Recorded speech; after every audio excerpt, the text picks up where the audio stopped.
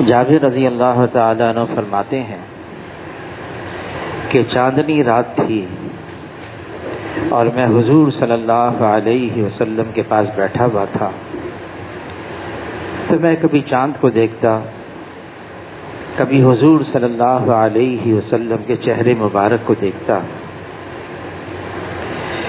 میں یہ کرتا رہا، پھر میرے دل نے اس بات کی گواہی دی کہ جناب رسول اللہ صلی اللہ علیہ وسلم کا چہرہ مبارک جمیل ہے، حسین ہے اور منور ہے۔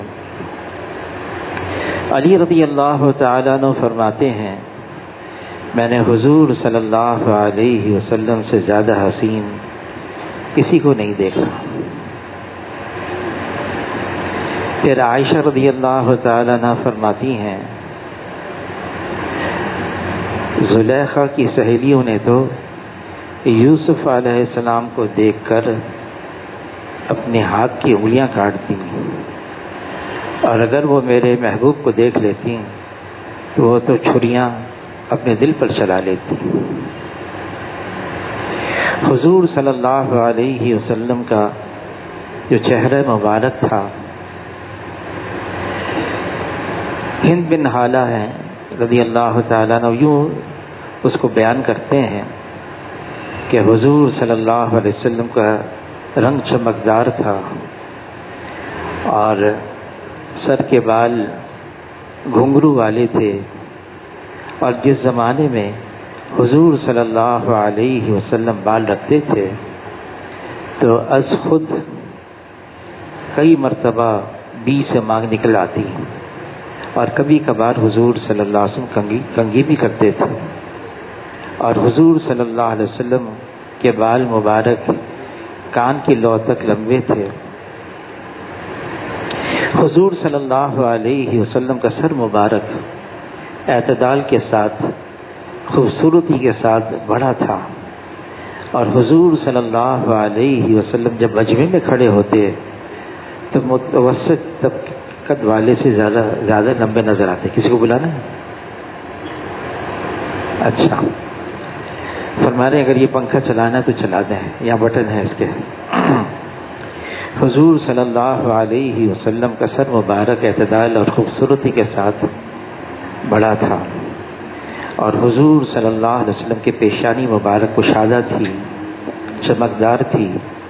حضور صلی اللہ علیہ وسلم کے آبرو باریک، گنجان، بلدار تھے اور جدا جدا تھے۔ دونوں آبروں کے درمیان میں فصل تھا، اور دونوں آبروں کے درمیان میں ایک رگ تھی۔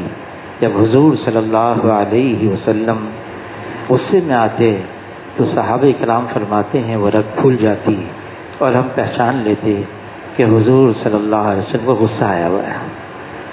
پھر حضور صلی اللہ علیہ وسلم کی آنکھ مبارک خوشنما، خوبصورت، خوش رنگ اور پتلی بالکل کالی تھی، اور حضور صلی اللہ علیہ وسلم کی ناک مبارک یہ بلندی مائل تھی اور چمکدار تھی، اور حضور صلی اللہ علیہ وسلم کے رخسار بالکل ہموار تھے، سبک تھے، اور حضور صلی اللہ علیہ وسلم کا منہ مبارک اعتدال کے ساتھ فراخ تھا، اور حضور صلی اللہ علیہ وسلم جب مسکراتے تو دندان مبارک باریک آبدار کی طرح نظر آتے، اور سامنے کے دانتوں میں ذرا ذرا فصل ہوتا۔ حضور صلی اللہ علیہ وسلم کی داڑھی مبارک گنجان اور بھرپور تھی، اور حضور صلی اللہ علیہ وسلم کا بدن مبارک ایک گھٹا ہوا تھا، اور پیٹ اور سینہ ہموار تھا، اور حضور صلی اللہ علیہ وسلم کے ناف اور سینے مبارک تک ایک بالوں کی باریک لکیر کی طرح دھاری تھی، اور حضور صلی اللہ علیہ وسلم کا بدن مبارک چمکدار تھا، اور ایسا چمکتا تھا کہ دور سے نظر آ جاتا تھا۔ پھر حضور صلی اللہ علیہ وسلم کا سینہ مبارک چوڑا تھا، دونوں مونڈوں کے درمیان زیادہ فصل تھا، اور دونوں شانوں کے درمیان میں مہر نبوت تھی، اور حضور صلی اللہ علیہ وسلم کی کلائی دراز تھی، اور ہتھیلی فراخ تھی. اور انس بن مالک رضی اللہ تعالیٰ عنہ فرماتے ہیں حضور صلی اللہ علیہ وسلم کی ہتھیلی اتنی پرگوشت تھی اور اتنی نرم تھی، میں نے کسی موٹے یا باریک ریشم کو حضور صلی اللہ علیہ وسلم سے زیادہ نرم نہیں پایا. اور یہ بھی فرماتے ہیں میں نے کسی مشک یا عنبر کی خوشبو کو حضور صلی اللہ علیہ وسلم کے پسینے مبارک کی خوشبو سے زیادہ عمدہ اور خوشبودار نہیں دیکھا. پھر حضور صلی اللہ علیہ وسلم جب چلتے تھے تو حضور صلی اللہ علیہ وسلم قوت سے قدم کو اٹھاتے اور اس طرح سے چلتے گویا کہ جیسے بلندی کی طرف جا رہے ہیں، ذرا آگے کی طرف جھکتے، قدم رکھتے تو آہستہ رکھتے.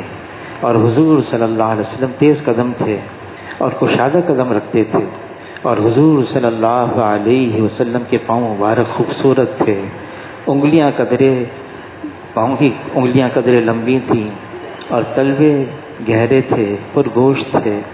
اور حضور صلی اللہ علیہ وسلم کا قدم وہ بالکل ہموار تھا. پھر حضور صلی اللہ علیہ وسلم اگر کسی کی طرف دیکھ کر بات فرماتے تو پورے متوجہ ہو کر بات کرتے، پورے متوجہ ہو کر.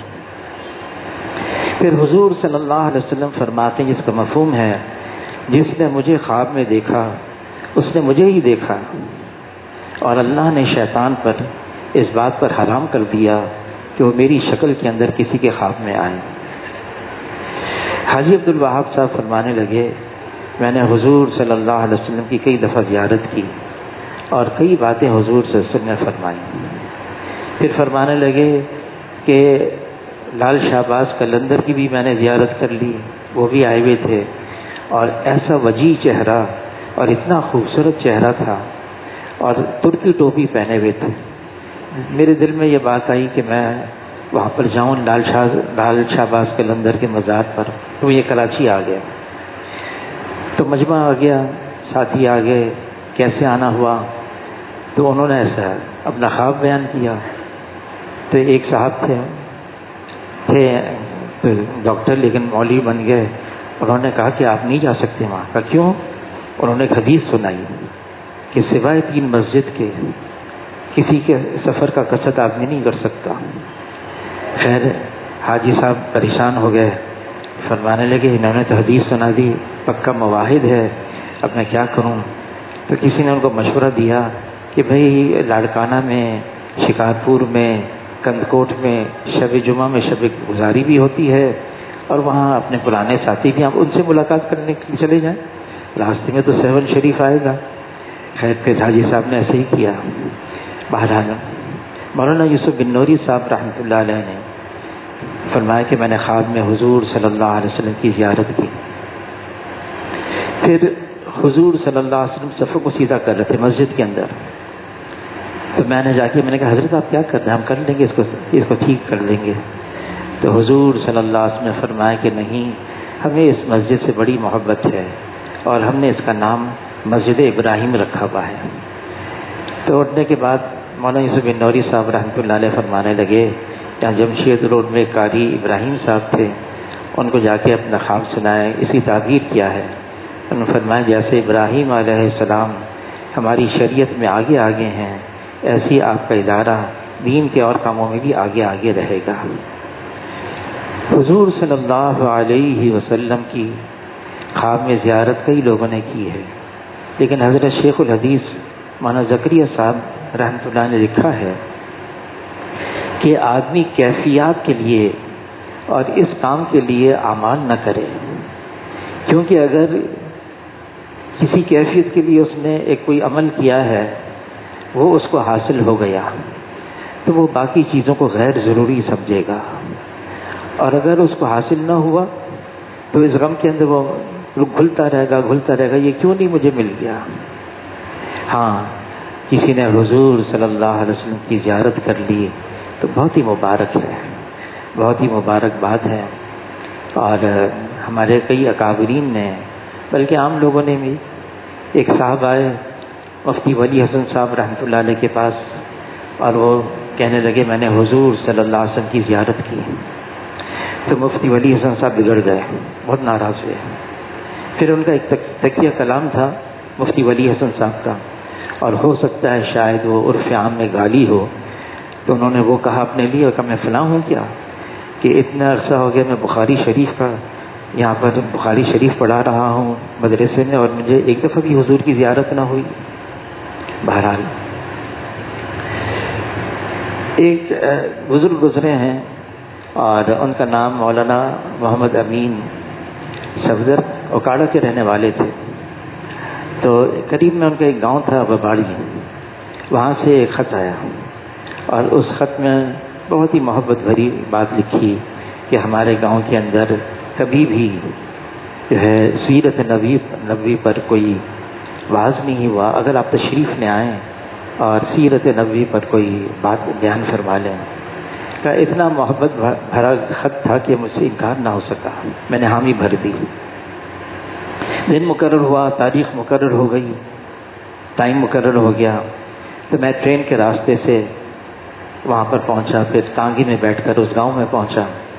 اب وہ گاؤں والے انتظار میں استقبال کے لیے، اور جیسے ہی میں نیچے ٹانگی سے اترا تو گاؤں والوں نے مجھے ہدیہ پیش کر دیا کہ حضرت ہم آپ سے یہ معذرت کرنے آئے ہیں، آپ یہ ہدیہ قبول کر لیں اور واپس چلے جائیں، اور یہاں جو ہے سیرت پر آپ بیان نہ فرمائیں۔ کیوں؟ تو بات یہ ہے ہمارے گاؤں میں اکثریت قادیانیوں کی ہے، ان کو پتہ چل گیا کہ ہم اس گاؤں کے اندر سیرت نبوی پر جلسہ کر رہے ہیں، تو انہوں نے ہمیں بڑی خطرناک دھمکیاں دی، اور بہت ہی بااثر لوگ ہیں، تو آپ چلے جائیں۔ تو فرمایا مولانا محمد امین صفدر صاحب نے اگر یہ بات آپ کی ہوتی یا میری ہوتی تو میں چلا جاتا، اب تو بات مدینے کے سرکار کی عزت کی آ گئی ہے، اب تو بیان ہوگا اور ضرور ہوگا۔ وہ گھبرا گئے، حضرت آپ تو چلے جائیں گے، ہمیں بھگتنا پڑے گا۔ تو انہوں نے کہا اچھا یہ بتاؤ تمہارے گاؤں میں کوئی ایسا آدمی ہے باروب جسے لوگ ڈرتے ہوں؟ کہ ہمارے گاؤں میں تو نہیں ہے، پڑوس کے گاؤں میں ہے، اور وہ ایسا خطرناک ڈاکو ہے، سب لوگ اس سے ڈرتے ہیں۔ تو فرمایا چلو اس کے پاس چلتے ہیں۔ ان کے پاس گئے، اس کی ڈیری میں پہنچے تو نورا ڈاکو، اس نے دیکھا اتنے سارے لوگ آ گئے، ارے مولوی خیر تو ہے، یہ سارے میرے پاس کیوں آ گئے؟ تو مولانا محمد امین صفدر صاحب نے کہا بات یہ ہے کہ حضور صلی اللہ علیہ وسلم کی عزت کا سوال بن گیا ہے، اس لیے ہم آپ کی خدمت میں آئے ہیں۔ تو فوراً بجلی کی طرح کھڑا ہوا، حضور کی عزت کا سوال ہے؟ میں ڈاکو ضرور ہوں لیکن میں حضور کا امتی بھی ہوں، اور یہ کہتے ہیں کہ چلو کیا کام ہے، اور اس گاؤں میں آیا۔ تو مولانا محمد امین صاحب فرمانے لگے میں نے 3 گھنٹے حضور صلی اللہ علیہ وسلم کی سیرت پر بیان کیا، اور وہ 3 گھنٹے نورا ڈاکو کھڑا رہا پہرا دیتے ہوئے۔ جب بیان ختم ہوا جاتے جاتے اعلان کر گیا میں بھی دیکھ لوں گا اس کو کہ کون ہے جو کسی مسلمان پر میلی نگاہ اٹھا کے دیکھتا ہے، مجھ سے برا کوئی نہ ہوگا، کہہ کر چلا گیا۔ پھر وہ لکھتے ہیں کتاب میں مہینہ 2 مہینہ گزرے، میرے پاس گھر پہ ایک بڑا نورانی چہرے والا آدمی آیا، سر پہ عمامہ پہنا ہوا اور چہرے پہ داڑھی، اور وہ آیا میرے پاس، کہنے کہ مولانا مجھے پہچانا؟ میں نے کہا میں نے تو نہیں پہچانا۔ کہ میں وہی نورا ڈاکو ہوں۔ چلیے کیسے تبدیلی آ گئی؟ تو کہنے لگا مولانا اس رات میں جب گھر گیا، اپنے گاؤں گیا، تو حضور صلی اللہ علیہ وسلم کی زیارت، اور حضور صلی اللہ علیہ وسلم نے فرمایا تم نے میری عزت پر 3 گھنٹے میری پہرا دیا، میں بھی تم سے خوش ہوں، اللہ بھی تم سے خوش ہوں، اور اللہ نے تمہاری مغفرت فرما دی۔ کہ میں انتظار کرتا رہا میری دھاڑی پوری ہو جائے پھر میں آپ کے پاس آؤں اور آپ کا شکریہ ادا کروں۔ میں صرف آپ کا شکریہ ادا کرنے آیا ہوں کہ میری زندگی بھی بدل گئی اور میری آخرت بھی بدل گئی۔ حضور صلی اللہ علیہ وسلم ایسے لوگوں کی بھی خواب میں آئے کہ نور الدین زنگی گورنر تھا اپنے علاقے کا، اس کو خواب میں حضور صلی اللہ علیہ وسلم کی زیارت ہوئی، اور فرمایا کہ دیکھو دو مغربی لوگ ہیں مجھے پریشان کر رہے ہیں۔ نور الدین زنگی مدینہ منور آیا، ضیافت کی، سب کی اعلان کیا، سب اس میں آئے، کوئی اس ضیافت سے باہر نہ رہے، سب آ گئے، سب کو دیکھتا رہا۔ جو اس کو خواب میں چہرے دکھائے گئے تھے وہ تو نظر نہیں آئے۔ خیر ضیافت پوری ہو گئی، یہ واپس چلا گیا۔ حضور صلی اللہ علیہ وسلم کی پھر زیارت ہوئی، حضور صلی اللہ علیہ وسلم نے پھر یہ دو چہرے دکھائے، کہ یہ مجھے تنگ کر رہے ہیں اور ان کو سمجھاؤ، ان کا انتظام کرو۔ پھر میں مدینے آیا، میں نے پوچھا کہ ضیافت میں ساری آئے تھے؟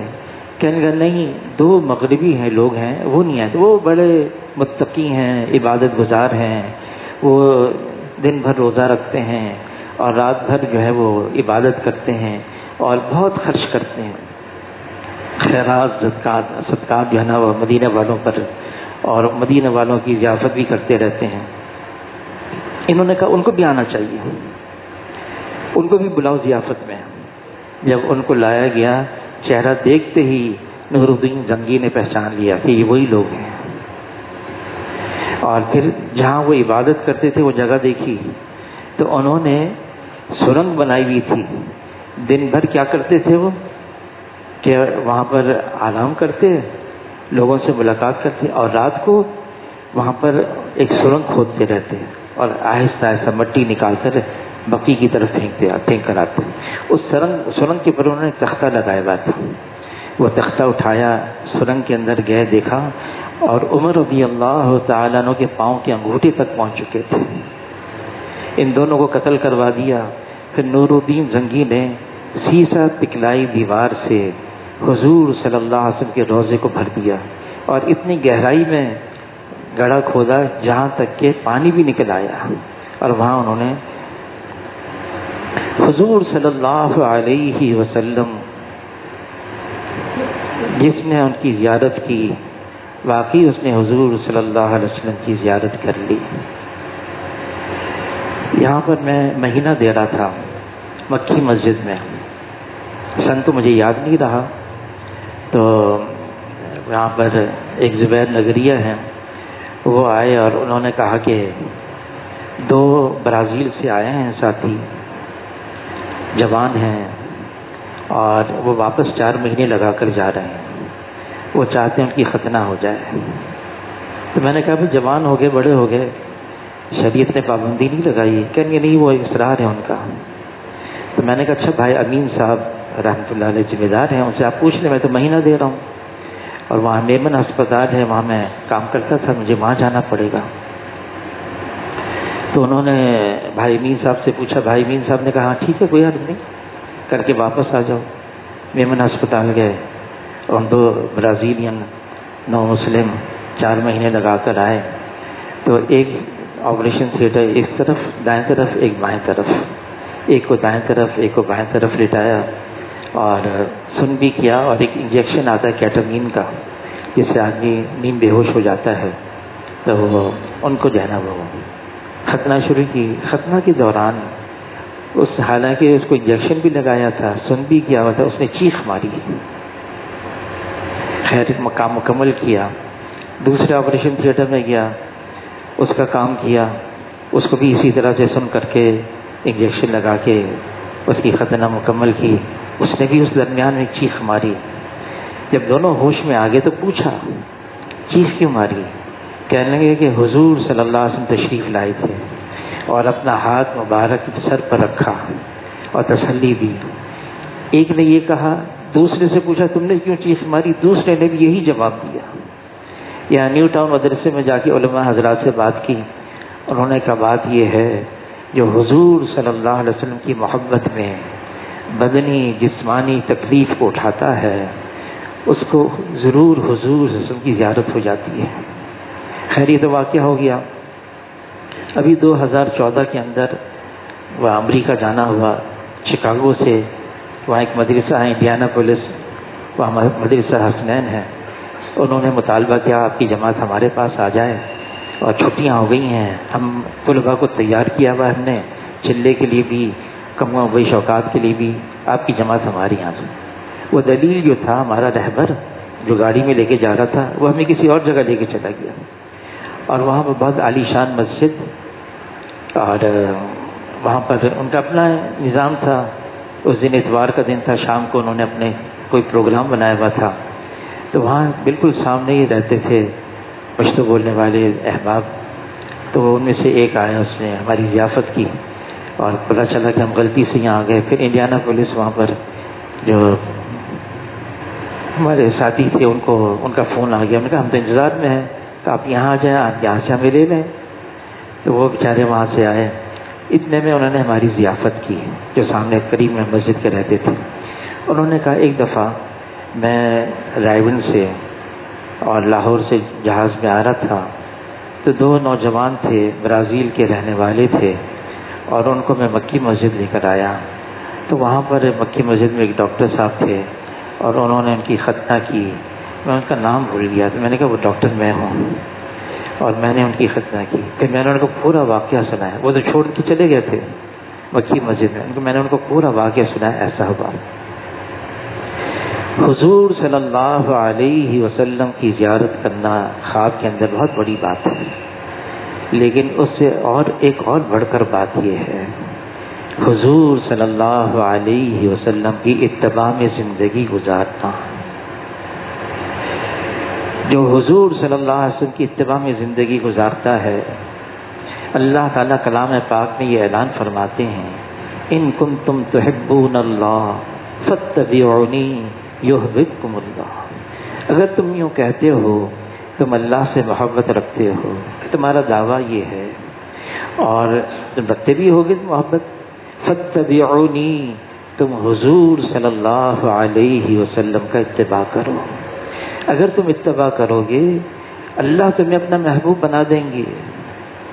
یہ جو نقل کرنا ہے, اتباع کرنا ہے, مولانا یوسف صاحب رحمۃ اللہ علیہ نے میواتیوں سے فرمایا جب تم نماز پڑھنے کے لیے آیا کرو پھر تیار ہو جاؤ تکبیر تحریمہ کے لیے, یہ نیت کیا کرو جیسے حضور صلی اللہ علیہ وسلم نے نماز پڑھی ہے ایسے میں نماز پڑھوں گا. پھر فرماتے تھے میں جانتا ہوں تم ایسی نماز نہیں پڑھ سکتے, لیکن تم جیسی نیت کرو گے اللہ تمہارے ساتھ ویسا معاملہ کریں گے. اور حضور صلی اللہ علیہ وسلم خود فرماتے ہیں ایسی نماز پڑھو جیسے میں پڑھتا ہوں, صلو کما رأیتمونی اصلی. مولانا جمشید صاحب رحمۃ اللہ علیہ فرمانے لگے کہ جب موسیٰ علیہ السلام کا مقابلہ ہوا جادوگروں سے, ان جادوگروں نے موسیٰ علیہ السلام کی نقل اتاری, ہاتھ میں عصا, ہاتھ میں رسی, وہی جھبا اسی انداز کا, یہاں تک کہ موسیٰ علیہ السلام کی زبان میں لکنت تھی, وہ جادوگر بھی اسی انداز سے بات کر رہے تھے. پھر ان جادوگروں سے بات ہوئی کہ کون پہل کرے گا, تو جادوگروں نے موسیٰ علیہ السلام سے کہا آپ پہل کریں, ان کی لازم کی. تو موسیٰ علیہ السلام نے فرمایا نہیں تم پہل کرو گے, پہلے تم پہل کرو. پھر مولانا جمشید صاحب فرمانے لگے ان کی تعداد 200 تھی, 300 تھی, جتنی بھی تھی. جب سارا نظام پورا ہو گیا اور ان کا جادو ختم ہو گیا, وہ ہار گئے, تو وہ سجدے میں گر گئے جادوگر اور کہنے لگے ہم موسیٰ علیہ السلام اور ہارون علیہ السلام کے رب پر ایمان لے آئے.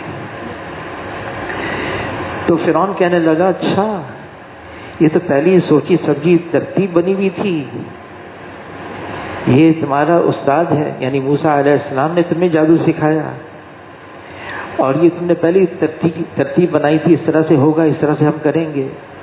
میں تمہیں سولی پر چڑھا دوں گا, تمہارے ہاتھ کاٹ دوں گا, پاؤں کاٹ دوں گا, جان سے مار دوں گا. تو جادوگروں نے کہا اب تو جو مرضی کرو, ہم ایمان لے آئے. تو مولانا جمشید صاحب رحمۃ اللہ علیہ فرمانے لگے ان کی ہدایت کی وجہ کیا بنی, انہوں نے موسیٰ علیہ السلام کی نقل اتار لی ظاہری شکل میں. دیکھیں بہت ساری چیزیں ایسی ہیں شریعت نے پابندی نہیں لگائی.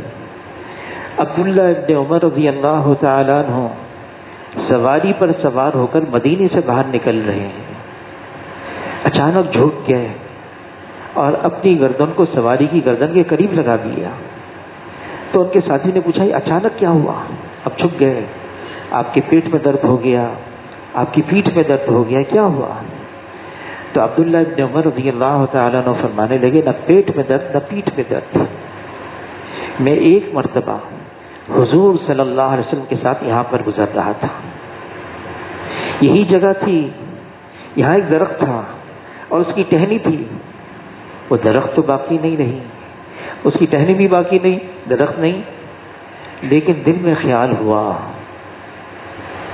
کہ حضور یہاں سے گزرے تھے، درخت کی ٹہنی کے نیچے سے ایسے گزرے تھے کہ حضور نے اپنی گردن مبارک کو سواری کی گردن کے قریب لگا دیا، وہ درخت تو باقی نہیں رہا، حضور کا عمل باقی ہے۔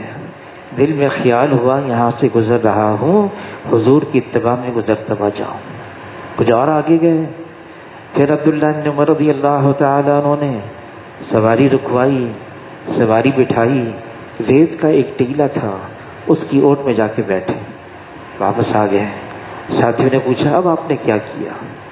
کہ میں ایک دفعہ حضور صلی اللہ علیہ وسلم کے ساتھ یہاں پر گزر رہا تھا، حضور صلی اللہ علیہ وسلم کو تقاضا ہوا، حاجت ہوئی، یہی جگہ پر حضور نے اپنی سواری بٹھائی، یہی ریت کا ٹیلا، اس کی اوٹ میں حضور فارغ ہوئے، مجھے کوئی حاجت نہیں، لیکن خیال ہوا میں حضور صلی اللہ علیہ وسلم کے ساتھ جب یہاں گزرا تھا تو ایسا کیا تھا، تو میں بھی ایسا کرتا بچوں، نقل اتار لوں۔ میں نے بھی اسی جگہ سواری بٹھائی، یہی ریت کا ٹیلا تھا، اس کی اوٹ میں جا کے میں فارغ ہو گیا، فارغ ہو نہیں ہوا، تقاضا نہیں ہے، بس بیٹھ کر واپس آ گیا۔ شریعت نے پابندی نہیں لگائی، لیکن صحابہ کرام اس طرح سے حضور صلی اللہ علیہ وسلم کا اتباع کرتے تھے۔ کوئی یوں کہے مجھے حضور صلی اللہ علیہ وسلم سے بڑی محبت ہے، بہت زیادہ، اور جہاں اتباع کا مسئلہ آ جائے وہ کرے کسی اور کی اتباع، کسی اور کے پیچھے چلے، تو یہ بات صحیح نہیں ہے۔ اللہ تعالیٰ کلام پاک میں فرماتے ہیں کہ دیکھو ہم نے پچھلی قوموں کو بھی آزمایا ہے، ہم تمہیں بھی آزمائیں گے۔ اور کیوں آزمائیں گے؟ ہمیں پتہ چل جائے سچا کون ہے، جھوٹا کون ہے۔ فرمایا کہ وقت آئے گا، فتنے فساد کا زمانہ آئے گا، سنتیں مردہ ہو جائیں گی۔ فرمایا کوئی مردہ سنت کو زندہ کرے اس کو 100 شہیدوں کا ثواب ہے۔ تو صحابہ کرام نے عرض کیا، اے اللہ کے رسول، اس زمانے کے شہید یا ہمارے زمانے کے شہید؟ فرمایا تمہارے زمانے کے شہید۔ پھر فرمایا جو میری مردہ سنت کو زندہ کرے وہ حشر کے میدان میں میرے ساتھ ایسے ہوگا جیسے یہ 2 انگلیاں بلا فصل، شہادت کی اور درمیان کی انگلی ہوتی نا، یہ بلا فصل، فرمایا وہ میرے ساتھ ایسا ہوگا۔ یہ بھی فرمایا جو میری مردہ سنت کو زندہ کرے وہ ایسا ہے جیسے اس نے مجھے زندہ کیا۔ حضور صلی اللہ علیہ وسلم کی اتباع، طور طریقے، آج ہمیں اس کا احساس ختم ہو گیا، یہ کتنی قیمتی دولت ہے، یہ کتنا قیمتی خزانہ ہے حضور صلی اللہ علیہ وسلم والے اعمال۔ حضرت شیخ الحدیث مولانا زکریا صاحب رحمۃ اللہ نے لکھا ہے، جو سنت کی نیت سے، سنت کے طریقے پر بیت الخلا جائے، یہ اس کو جنت دلائے گا۔ وہ تو بیت الخلا جا رہا ہے، سنت کی نیت سے، سنت کے طریقے پر بیت الخلا جائے، یہ اس کو جنت دلائے گا۔ حضور صلی اللہ علیہ وسلم کی نقل اتارنا۔ کسی زمانے میں رائے کے اندر مسجد بہت چھوٹی تھی، فرش بھی بہت اونچا نیچا تھا، بجلی ایک ہی تھا، ایک بلب بیچ میں، کھارا پانی تھا کنویں کا، اور وہاں پر مجلس لگی ہوئی تھی۔ ایک تھے بھائی احمد حسین صاحب مرحوم، جنت البقیع میں مدفون ہیں وہ، تو وہ پرانے جو ساتھی تھے 3 چلے لگائے ہوئے، ان سے الگ بات کر رہے تھے، گنتی کے 10-12 ہوں گے ہم، اور سٹول رکھا ہوا تھا اس پر، ہم زمین فرش پر بیٹھے تھے. تو امیر مامور کی باتیں ہو رہی تھیں، امیر کو کیسا ہونا چاہیے، مامور کو کیسا ہونا چاہیے. اتنے میں حاجی عبدالوہاب صاحب بھی تشریف لے آ گئے، وہ بھی نیچے فرش پر بیٹھ گئے. تو احمد حسین صاحب فوراً سٹول سے اٹھے، لکڑی کا سٹول تھا، نہیں آپ یہاں بیٹھے گا، نہیں تم بیٹھے رہو. تو انہوں نے پھر کہا اچھا کوئی واقعات سنا دو امیر مامور کے، کوئی تجربے کی باتیں بتا دو. تو لوگوں نے اپنے تجربے سنانا شروع کر دیا. ہم ایسی جماعت میں گئے، ایسا امیر ملا، ہم ایسے مامور تھے، میں نے مختلف باتیں. حاجی صاحب کھڑے ہو گئے، میں بھی کچھ کہوں. احمد حسین صاحب کہا ابھی تو آپ یہاں بیٹھ جائیں، اسٹول پہ بیٹھ گئے. وہ بیٹھ گئے. انہوں نے ایک جملہ فرمایا تجربے مختلف ہوا کرتے ہیں، ہمیں تو وہ کرنا ہے جو حضور صلی اللہ علیہ وسلم نے کیا ہے. ایک جملہ فرما دیا، ہمیں وہ کرنا ہے جو حضور صلی اللہ علیہ وسلم نے کیا ہے. صحابہ اکرام ان کو پتہ چل جائے حضور نے کیا ہے، یہ حضور کا عمل ہے، اس پر جان نثار کرنے کے لیے تیار، یہ حضور صلی اللہ علیہ وسلم کا عمل ہے. اس وقت خواہشات کا دور ہے، منمانی کا دور ہے، بہت ساری چیزیں. آج ہسپتال کے اندر وہاں پر آپریشن تھیٹر ہے، اللہ کی شان انہوں نے کوئی عورت بٹھا دی. وہ دیکھتی ہے کون جا رہا ہے کون. پہلی دفعہ وہ بیٹھی ہوئی تھی. اس نے کہا او مولوی صاحب، او بابا جی. میں نے اس وقت کچھ نہیں کہا. میں نے کہا اندر آتا ہوں پھر اس کو سمجھاتا ہوں. میں اندر گیا تو میں نے آدمی کہا کہ اس عورت جو بیٹھی نا باہر کرسی پر دیکھنے کے لیے کہ آپریشن تھیٹر میں کون آ رہا ہے کون جا رہا ہے، صحیح آدمی. میں نے اس کو ذرا بلاؤ. اس کو بلایا گیا. کہا ڈاکٹر صاحب میں آپ کو پہچانتی نہیں تھی، مجھے پتا نہیں تھا، لوگوں نے بعد میں مجھے بتایا. میں نے کہا ٹھیک ہے آپ مجھے پہچانتی نہیں تھی، آپ خاموش رہتی. ایک آدمی جا رہا ہے اندر بلا تکلف کے اندر جا رہا ہے تو آپ نے ایسی باتیں کسی، کیونکہ آپ کے ذہن میں تھا بھائی ڈاکٹر ہوگا تو اس کی ٹائی لگی ہوئی ہوگی، اس کی پتلون ہوگی اور اس کے اندر اس نے ایک سوٹ پہنا ہوا ہوگا. اس نے کہا یہ امامہ باندھے ہوئے داڑھی والا کون جا رہا ہے؟ تو آپ نے کہا وہ مولوی صاحب، وہ بابا جی.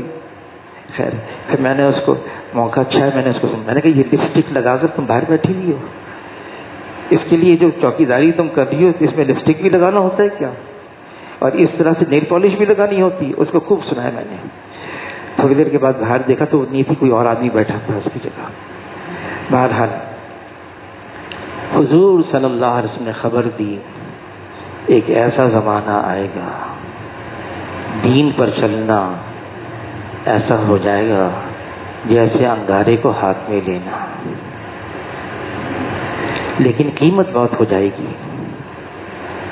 فرمایا کہ جب فتنہ فساد کا دور ہوگا، ایک آدمی دیکھے گا بے حیائی کھلے عام ہو رہی ہے، وہ اتنا کہہ دے گا کھلے عام نہ کرو، چھپ کے کرو، اوٹ میں کرو، اتنا کہہ دے گا. اس کو اتنے کہنے پر 50 صدیقین کا اجر ملے گا، 50 صدیقین کا. اب قیمت بڑھ گئی ہے، بے شک مشکل ضرور ہے، نظر آ رہا ہے، لیکن اللہ تعالیٰ نے جنت کا وعدہ کیا ہوا ہے. جنت اتنی آسان نہیں ہے. اللہ نے اس کو ڈھانپ دیا ہے، جنت کو مشقت سے، مشکلات سے، مجاہدے سے، طبیعت کے خلاف کی باتوں سے ڈھانپ دیا ہے. اگر یہ آدمی اس کے لیے تیار ہے. دنیا کی زندگی عارضی ہے، مختصر ہے، ختم ہونے والی ہے، وقت میں ٹھہراؤ نہیں ہے. وقت تیزی سے گزر رہا ہے، وقت تیزی سے گزر رہا ہے اور یہ وقت گزر جائے گا، پھر ہم چلے جائیں گے. دنیا میں نہیں ہوں گے، آخرت میں ہوں گے. پھر وہاں یہی اعمال کام آئیں گے. اعمال ہیں اصل، حضور والے اعمال. حشر کے میدان میں لوگ ہوں گے جو اللہ کے سامنے درخواست پیش کریں گے، کہیں گے ربنا ابصرنا وسمعنا فرجعنا نعمل صالحا انا موقنون. ہمیں موقع دیا جائے، واپس لوٹا دیا جائے، ہم عمل اچھے کر کے آئیں گے. حضور صلی اللہ علیہ وسلم والے اعمال یہ بہترین ہیں، یہ ہماری دنیا بھی بنائیں گے، یہ ہماری آخرت بھی بنائیں گے، بہترین اعمال ہیں۔ بس یہ ہے کہ پوچھ پوچھ کے ہم کرتے رہیں۔ ایک تو یہ ہے کہ ہماری جی میں آیا بھئی یہ کر لیں، یہ بھی کر لیں، نہیں، علماء حضرات سے پوچھیں حضور صلی اللہ علیہ وسلم کا کیا طور طریقہ تھا، ہم کیسے کریں۔ بعض تو بہت سارے عام معروف ہیں اور بعض ایسی چیزیں ہمیں پوچھنا پڑتا ہے اور پوچھنا چاہیے کہ اب کیا کریں، اب کیا کریں، جن کو معلوم ہے، جن کے پاس علم ہے، اور ان سے پوچھ پوچھ کر ہم زندگی گزاریں۔ نتیجہ کیا نکلے گا؟ اللہ تعالیٰ کلام پاک میں وعدہ فرماتے ہیں من عمل صالحا من ذکر و انثی وهو مؤمن فلنحینہ حیاۃ طیبہ۔ کوئی ہو ایمان والا، مرد ہو یا عورت ہو، اچھے عمل والا ہو، اللہ تعالیٰ آخرت میں تو بعد میں ہے، فرمایا دنیا کے اندر حیاۃ طیبہ۔ وہ کیا ہے؟ ہم بالٹی مور میں امریکہ میں تھے تو ایک نو مسلم خرطوم سے پڑھ کر آیا تھا، ایفرو امریکن تھا، تو وہ انگریزی کے اندر یہ قرآن کی آیتیں، اور سارے نو مسلم بیٹھے تھے، مجمع کا مجمع، ان کو یہ تفسیر سنا رہا تھا۔ انگریزی میں کہا حیات طیبہ کے لیے ایزی اینڈ کمفرٹیبل لائف، آسان آرام دہ زندگی۔ ہم اگر دنیا میں بھی چاہتے ہیں ہماری زندگی آسان ہو جائے، آرام دہ ہو جائے، ضروری نہیں مال بہت ہو، ضروری نہیں نقشے بہت ہوں، ضروری نہیں ساز و سامان ہو، اطمینان تو ایک دل کی کیفیت کا نام ہے، راحت ایک دل کی کیفیت کا نام ہے، سکون ایک دل کی کیفیت کا نام ہے۔ کتنے ہیں مالدار، بہت پیسے والے، نقشے والے، چیزیں والے، رات کو تو نیند بھی نہیں آتی، گولیاں پر گولیاں کھاتے ہیں، نیند نہیں آتی ان کو، ان کا دل بے چین ہے، دل بے چین ہے اور پریشان ہے۔ اور دل کا اطمینان اللہ نے کیا فرمایا، الا بذکر اللہ تطمئن القلوب، دلوں کا اطمینان صرف اللہ کے ذکر اور تعلق میں ہے، اور اللہ کے ساتھ تعلق وہ حضور کی اتباع میں ہوگا۔ کہ کسی نے کہا خلاف پیمبر کسے راہ گزید کہ ہرگز بمنزل نہ خواہد رسید۔ کوئی حضور صلی اللہ علیہ وسلم کے راستے طریقے سے ہٹ گیا، وہ کبھی بھی منزل مقصود تک نہیں پہنچ سکتا، وہ بھٹک گیا، اب منزل تک نہیں۔ اور منزل ہماری کیا ہے؟ اللہ کی رضا ہے، اللہ کو پانا ہے، اللہ کو حاصل کرنا ہے۔ جس نے اللہ کو پا لیا اس نے سب کچھ پا لیا، اور جس نے اللہ کو کھو دیا اس نے سب کچھ کھو دیا۔ ہم کم سے کم نیت تو کر لیں، انشاءاللہ مجھے حضور صلی اللہ علیہ وسلم کی اتباع میں زندگی گزارنی ہے، میں پوری کوشش کروں گا، اور اللہ سے دعا بھی مانگنی ہے، اے اللہ مجھے ایسا بنا دے آپ مجھے پسند کرنے لگے۔ اور اللہ کب پسند کرتے ہیں؟ جب کوئی حضور صلی اللہ علیہ وسلم کے راستے پر ہوتا ہے، حضور کے طریقے پر ہوتا ہے۔